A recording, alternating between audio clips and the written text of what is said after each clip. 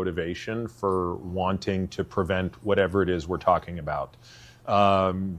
So instead of making it about, you need to do this so that you're not a burden to society later on or something like that, I would reframe it as, you want to prevent this illness because it's going to give you more time with your children, with your grandchildren. It's going to give you more time to enjoy your friends and your hobbies and things like that. So always bringing it back to something that matters to the person and making it a positive experience, I think is the way to think about it. I think it's difficult to worry about health when basic safety, security, and the most important needs are not being met. So I think the reality of it is until those basic needs are met, I think it is difficult to think about prevention of chronic disease. If you're worried about where your next meal is going to come from, or if you're safe in your home or in your neighborhood, if you have to worry about those things, how can you worry about your blood pressure? I think it's difficult. Again, it does come back to safety. I think if you can't feel comfortable outside, it's very difficult to be active. You can be active indoors, but it's not necessarily as enjoyable. It means going to a gym. It means being on a treadmill instead of walking in the park or running in the park.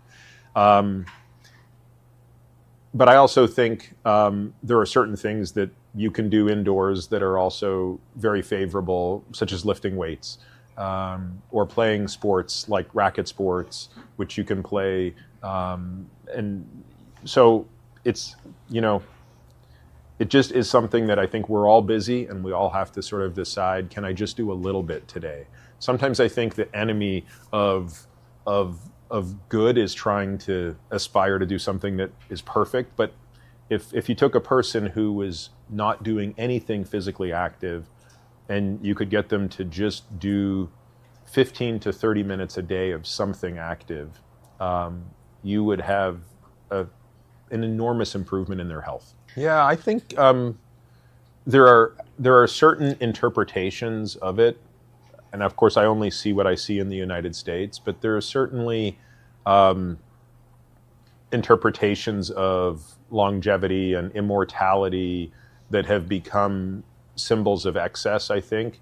But again, my interpretation of how to think about this problem is what you said. It's really about increasing health span and accepting that we're all going to die one day, and trying to delay that as best we can by delaying chronic disease, but focusing so much on the quality of life.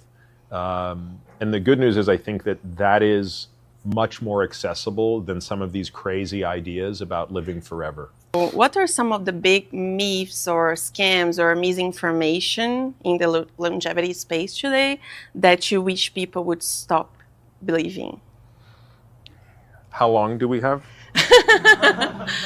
The main ones. We have 3 hours, right? Okay, so one myth is more of a category, which is anytime someone is selling you a test that measures something that they've made up, and then they sell you a supplement to make the result of that test better, that is a scam. That you just need a big scam stamp that you put all over that. So if I have a magical test that is not validated, that I've made up, and it's a blood test or a test of some sort, and I tell you, oh, your result is bad, but I can sell you this and you can make it better. I mean, and there's so much of that going on.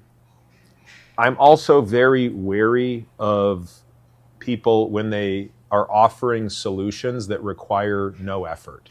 So the most common things you hear about is, hyperbaric oxygen and stem cells and peptides and all of these things. And the truth of the matter is there's just no evidence that these things work. They also cost a lot of money. And they all have this common theme of not requiring effort. Whereas the things that really do work, paying attention to how you sleep, paying attention to how you eat, exercising, those things require effort. They also tend to be very inexpensive. Mm-hmm. So those can be a couple of clues. Well, to the last question, the good news is I've seen many examples of people who don't take great care of themselves until they're 60 and then decide through some reason that they're going to start doing it. And while it's not the same as if you were taking care of yourself all throughout life, the results can still be very, very rewarding. To your first question, I think we as humans have a very difficult time imagining a future because, and this is maybe a bit philosophical, I don't think evolution prepared us for that. It wasn't a trait that mattered when we evolved. We evolved to really deal with here and now. Can I find a mate? Can I find food? Can I find shelter? Can I find safety? All of those are immediate problems, and I just have to solve that problem for today, and then I can get to tomorrow. Whereas so much of what we do today, when we think about planning, that's a modern creation that is not innate to us. So some people have trained themselves to be able to think of the future, but I don't think it comes naturally.